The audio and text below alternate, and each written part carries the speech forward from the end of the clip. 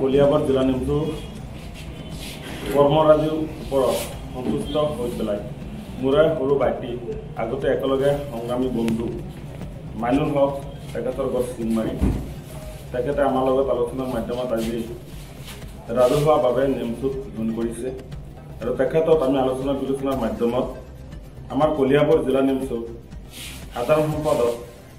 সাংগঠনিক সাধাৰণ সম্পাদকৰ দায়িত্বত আজি দায়িত্বভাৰ দিয়া হ'ল।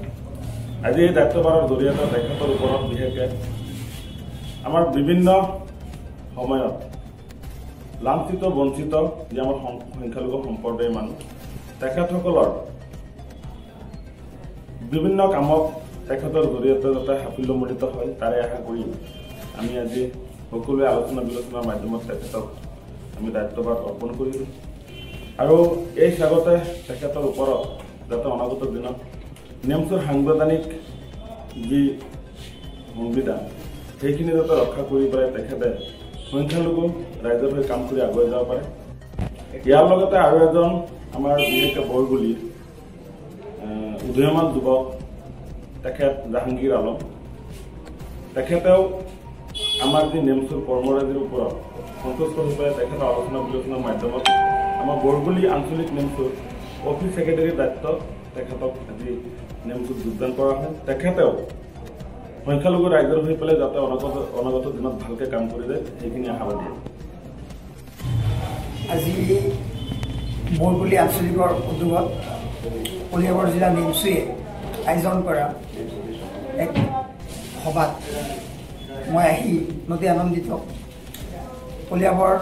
নিমচুৰ বিষয়ববীয়া তথা মোৰ দাদা ছদিকুল ইছলাম ডাঙৰীয়া বিশেষকৈ তেওঁক বহুত ধন্যবাদ দিব লাগিব। অনাগত দিনত বহুত দিন একেলগে আমি আমচু কৰিছিলোঁ যদিও দাদাই এতিয়া কলিয়াবৰ জিলাৰ নিমচুৰ সভাপতি হৈ এই ভিতৰুৱা অঞ্চলৰ বৰগুলিৰ নৱপ্ৰজন্মক উঠাই আনি উৎসাহিত কৰি বৰগুলি যি আঞ্চলিক গঠন কৰিছে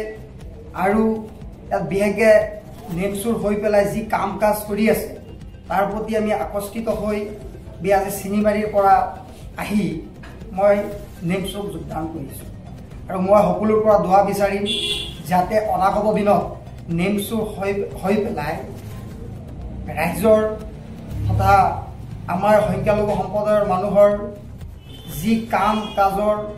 প্ৰতি যেনেকুৱা পাৰোঁ আৰ্থিকভাৱে